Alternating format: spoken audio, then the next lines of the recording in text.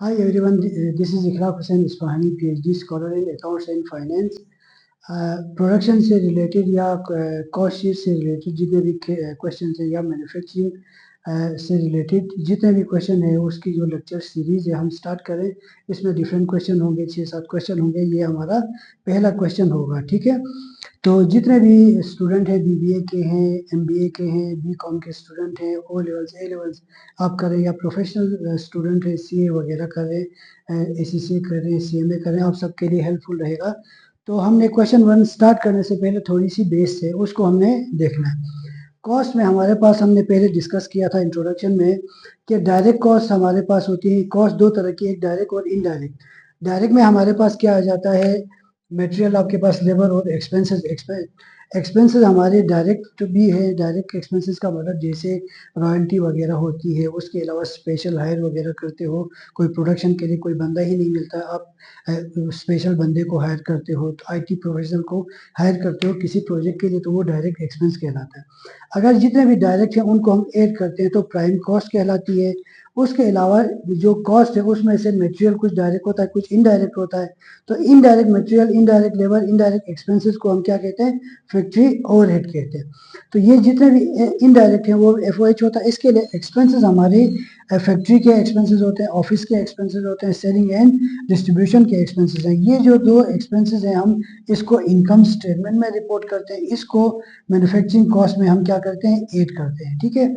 तो ये एफओएच का पार्ट बन जाते हैं। फैक्ट्री के जितने भी एक्सपेंसेस हैं, जैसे आपने फायर इंश्योरेंस पे किया हो, सिक्योरिटी गार्ड के लिए सैलरीज भी हो, आपके जो एम्प्लॉयज़ आते हैं, आपकी बस लेकर आती है, पिक एंड ड्रॉप आप देते हो, आपका क्या है, फैक्ट्री एक्सपेंसेस हैं। तो जितने भी एक्सपेंसेस हैं, रेंट वगैरह हैं, यूटिलिटीज वगैरह हैं, आप पे करते हो, तो वो एफओएच होता है। ये सब कुछ जब हम इन दोनों को ऐड करते हैं, ठीक है, तो इन दोनों को ऐड करते हैं तो उसको हम क्या कहते हैं, production cost, manufacturing cost, cost of goods manufacture वगैरह वगैरह वगैरह, ठीक है।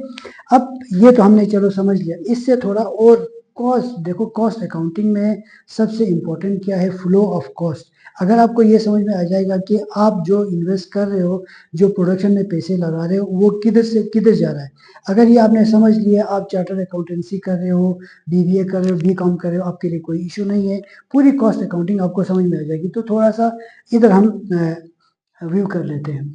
हमारे पास मटेरियल होता है प्रोडक्शन, क्योंकि प्रोडक्शन में 3 कंपोनेंट्स है, एक मटेरियल होता है, लेबर होता है और एक्सपेंसेस। मटेरियल आपके पास ओपनिंग में बैलेंस था 10,000, आपने परचेज किया 90,000, कितना हुआ, 1 लाख। 1 लाख में से आपने डायरेक्ट जो मटेरियल है उसको आपने क्या किया, क्रेडिट, ये परचेज किया है, क्रेडिट किया, तो कहीं आपने चार्ज किया है, तो वो आपके चार्ज होता है प्रोडक्शन में। कितना आया आपका, 70,000। उसके अलावा इनडायरेक्ट एक्सपेंसेस, मटेरियल जो है वो कुछ इनडायरेक्ट था, तो वो हमने इनडायरेक्ट चार्ज किया। जो इनडायरेक्ट मटेरियल चार्ज करते हो वो आपका किधर जाता है, एफओएच में, ठीक है।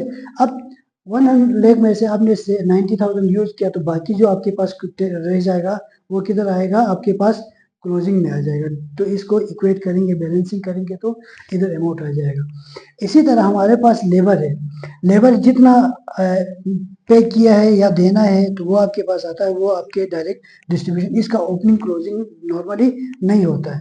50,000 आपका क्या था, पे किया था या पे करना था, बैलेंस था वर्कर की चार्जेस, उसमें से डायरेक्ट जो भी डायरेक्ट होता है वो आपके पास किधर आता है, वर्क इन प्रोसेस में, जहाँ पर प्रोसेस हो रहा था। उसके अलावा जो इनडायरेक्ट है वो आपका किधर गया, एफओएच में, ठीक है। तो ये आपके पास, आपने क्या किया, लेबर चार्ज किया, 2 डायरेक्ट हो गए। ये डायरेक्ट कितना था आपका, 40,000, और उसके अलावा इनडायरेक्ट आपका कितना था, 10,000। तो जो इनडायरेक्ट मटेरियल हमने चार्ज किया था वो आपका कितना आया, 20,000, ठीक है। तो 2 कंपोनेंट्स हो गए। अब एक्सपेंसेस हमारे पास बैलेंस कितना है, 30,000, या इसमें भी ओपनिंग क्लोजिंग का नहीं होता है, या पेबल होता है या पेड होता है, ठीक है। एक्सपेंसेस हमारा 30,000 था, उसमें से डायरेक्ट क्या है, 20,000, तो ये आपका किधर आएगा, डायरेक्ट एक्सपेंडिचर आपका वर्क इन प्रोसेस में आएगा, दैट इज 20,000। 20,000 आपका क्या है, एक्सपेंस में है। जो इनडायरेक्ट है वो आपका किधर जाएगा, ये आपका 10,000, तो एफओएच में, ठीक है। तो ये आपका इनडायरेक्ट एफओएच में आ गया, डायरेक्ट आपका किधर आ गया, वर्क इन प्रोसेस में। अब यहाँ पे डायरेक्ट आ गया ना। उसके अलावा ये है कि अभी जो एफओएच है, एफओएच भी सारा एक्यूमुलेट होके कितना हुआ, 40,000। ये जो 40,000 FOH है तो ये भी प्रोडक्शन की कॉस्ट होती है। जैसे हमने कहा कि ये हमारी तीनों कौन से कंपोनेंट हैं, प्राइम कॉस्ट के कंपोनेंट हैं। इसके अलावा जो फैक्ट्री ओवरहेड के जितने भी कंपोनेंट्स हमने ऐड किए ये किधर जाएगा, क्लोज होके वर्क इन प्रोसेस में, वर्क इन प्रोग्रेस में ये आगेगा FOH के नाम से। तो डेट इज 40,000।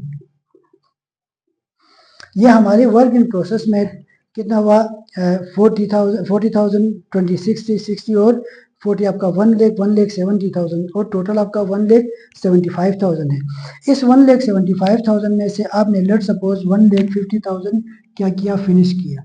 क्या किया आपने, जब फिनिश करते हो तो आपके पास फिनिश गुड्स में वेयर हाउस में कुछ ओपनिंग में हो सकता है, तो यहाँ पे आपका 1,50,000 किधर से आ गया, प्रोडक्शन से। अभी जो हमने गुड्स मैन्युफैक्चर किए हैं उसकी कॉस्ट किधर आ गई, ओपनिंग। लेट सपोज इधर आपके पास 10,000 हो सकता है, इसमें से हम कुछ सेल करते हैं, लेट सपोज 150 में से हमने क्या किया, सेल किया हमने, तो वो आपका 1,40,000, तो ये आपका आउटफ्लो जा रहा है। ठीक है, तो ये हमने क्या करना है, अंडरस्टैंड करना है। इसके साथ ही हमने क्या करना है, जो थारोली जितने भी क्वेश्चन है उनको अंडरस्टैंड करना है। तो हम क्वेश्चन नंबर 1 स्टार्ट करते हैं, मैन्युफैक्चरिंग एक्टिविटीज या कॉस्ट।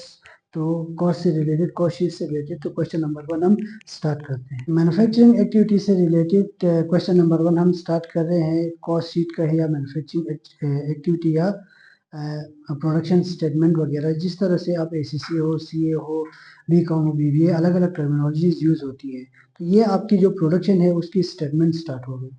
तो क्वेश्चन नंबर 1 है, क्वेश्चन नंबर 1 में Ali and Company is a manufacturing business. The following information related to the year ended 30th April 2005. तो 30th April 2005 को जो डेटा दिया है वो इस तरह से है, डायरेक्ट मटेरियल 1,46,300 है, डायरेक्ट लेबर 1,75,400 है, फैक्ट्री ओवरहेड जो है 83,800 है, वर्क इन प्रोसेस का मतलब ये है कि पहले से कोई काम हो रहा हो तो उसमें फर्स्ट में 2004 मीन पिछले साल जो एंडिंग, कोई भी प्रोसेस खत्म हो रहा है, नया प्रोसेस स्टार्ट हो, तो पुराना वाला हमारे नए वाले के लिए क्या है, ओपनिंग है। ठीक है, तो वो क्या है, 10,000 है। और इस साल जो 2005 के अप्रैल में जब हमने अपना प्रोसेस क्लोज किया था, हमारे पास कितना बचा, वो आपके पास 10,000 है।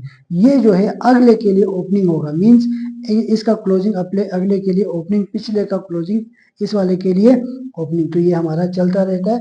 रिक्वायर्ड जो है वो कह रहा है calculate prime cost and factory cost of production. तो हमने यहाँ पे थोड़ा सा पहले भी डिस्कस किया था, जैसे हमने हमारे जो कॉस्ट है वो दो तरह की है। एक कॉस्ट हमारी क्या होती है, डायरेक्ट कॉस्ट, दूसरी हमारी क्या है, इनडायरेक्ट कॉस्ट। तो डायरेक्ट कॉस्ट में हमारे पास क्या है, मटेरियल, लेबर और FOH एक्सपेंसेस। हमारे ये तीन क्या है, कॉस्ट हो सकती है, या तो मटेरियल की मद में, या तो लेबर की मद में, या अदर एक्सपेंसेस, रेंट, सैलरीज, ये वो सारी चीज़ें दी है। लेकिन डायरेक्ट एक्सपेंस में रेंट वगैरह नहीं आता है। तो ये डायरेक्ट एक्सपेंस क्या है, जैसे रॉयल्टी है, आपके पास कोई स्पेशल हायर किया है, कोई बंदा नहीं मिल रहा था, उस बंदे के अलावा काम नहीं होता, तो इस तरह की जो भी एक्सपेंसेस हैं वो हमारी क्या है, डायरेक्ट है। तो इनडायरेक्ट भी क्या, आपके पास मटेरियल होता है, इनडायरेक्ट आपका लेबर होता है जो डायरेक्टली एट्रीब्यूट नहीं हो सकता है, इसी तरह एक्सपेंसेस होते हैं। ठीक है, अगर इनको ऐड करते हैं तो इसको हम क्या कहते हैं, प्राइम कॉस्ट। इन सबको ऐड करते हैं तो फैक्ट्री ओवरहेड कहलाता है। अगर इन दोनों को ऐड अप करते हैं तो वो हमारे क्या है, टोटल कॉस्ट ऑफ प्रोडक्शन कहलाती है। ठीक है, जिसको हम कॉस्ट शीट वगैरह भी कहते हैं, फैक्ट्री कॉस्ट भी कहते हैं, कॉस्ट ऑफ प्रोडक्शन भी कहते हैं, मैन्युफैक्चरिंग कॉस्ट भी कहते हैं। तो ये सारी चीज़ें हैं। तो रिक्वायरमेंट में कहा है कि प्राइम कॉस्ट कैलकुलेट करो। तो हम क्या करेंगे, सबसे पहला अच्छा ये दो तरीके हैं। अगर process opening process, closing process दिया हो तो हम स्टार्ट प्रोसेस कॉस्ट से भी स्टार्ट कर सकते हैं, उसके अलावा प्राइम कॉस्ट से भी स्टार्ट करते हैं। ठीक है, तो हमें प्राइम कॉस्ट दी है तो उसको हम अलग कैलकुलेट करते हैं। जैसे कि स्टार्ट करेंगे, डायरेक्ट जितने भी हैं उनको हम ऐड करेंगे तो हमारी क्या आएगी, प्राइम कॉस्ट। डायरेक्ट मटेरियल हमारे पास कितना है, दैट इज 1,46,300, 1,46,300। तो उसके बाद डायरेक्ट लेबर है हमारा, तो डायरेक्ट लेबर हमने एड अप किया 1,75,400। तो इसके अलावा एक्सपेंसेस गिवन नहीं है कहीं पे, डायरेक्ट एक्सपेंसेस। ठीक है, तो इसका अलावा हमारी प्राइम कॉस्ट कंप्लीट हो गई। तो जो टोटल आएगा हम उसको क्या कहेंगे, प्राइम कॉस्ट कहेंगे। तो ये आपके पास 0 आ गया, 0 आ गया, ये आपका 700, तो ये 11 और इधर क्या आ रहा है 11 और ये आपका 12 और ये आपका 3,21,000 हमारी क्या आ गई, प्राइम कॉस्ट आ गई। ठीक है, अब इसके बाद दूसरी जो है वो हमें क्या है, टोटल कॉस्ट ऑफ प्रोडक्शन जो है वो हमें पता है किस तरह से आती है। ये रिक्वायरमेंट नंबर 1 आपका कंप्लीट हो गया। रिक्वायरमेंट नंबर 2 में कह रहा है कि फैक्ट्री कॉस्ट फाइंड करो। तो हम क्या करेंगे, जब आपने कैलकुलेट किया है तो डायरेक्ट हम क्या करेंगे, प्राइम कॉस्ट लिखेंगे। दोबारा से direct material direct labour calculate करने की जरूरत नहीं है। दैट इज $3 लाख रुपीज, क्या है रुपीज 3,21,700 हमारी प्राइम कॉस्ट आ गई। इसमें हम ऐड करेंगे factory overhead. Factory overhead means हमारे जितने भी मटेरियल लेबर इनकी मद में जितने भी कॉस्ट आ गई हैं उन्होंने कैलकुलेट करके एक ही हेडर के अंदर दिया हुआ है, दैट इज फैक्ट्री ओवरहेड 83,800 हमारे पास ये आ गई। ये फैक्ट्री की इस साल की जो है कॉस्ट है वो आ गई हमारे पास डायरेक्ट और इनडायरेक्ट मिला के, दैट इज 0 0 15 का 1, तो ये 4 था तो 5, ये 0, ये आपके पास 4, तो ये आपके पास आ गई फैक्ट्री कॉस्ट या कॉस्ट ऑफ प्रोडक्शन।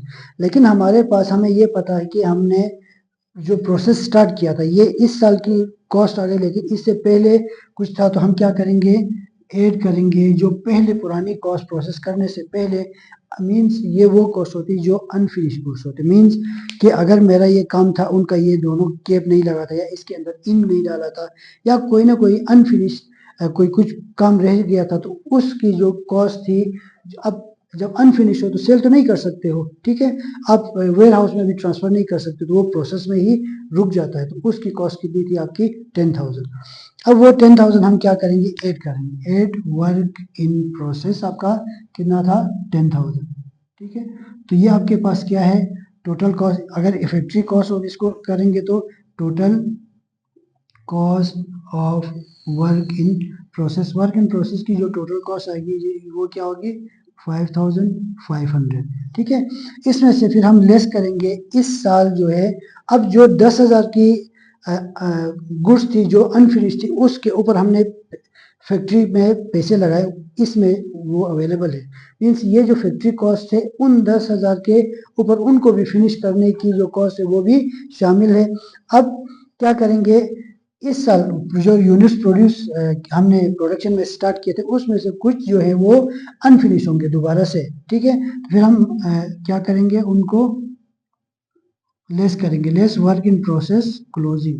ठीक है, ये आपके पास 2004 के थे, ये आपके पास 2005 में बचे थे, कितने बचे हैं 10,000। हम इनको क्या करेंगे, लेस करेंगे, तो हमारे पास 405 500 हमारे पास क्या आ गई, factory cost of production. Factory cost of production भी कह सकते हो इसको, मैन्युफैक्चरिंग कॉस्ट भी कह सकते हो, कॉस्ट ऑफ गुड्स मैन्युफैक्चर भी कह सकते हो, तो डिफरेंट आपके नाम होते हैं। ठीक है, तो आप यूज कर सकते हो।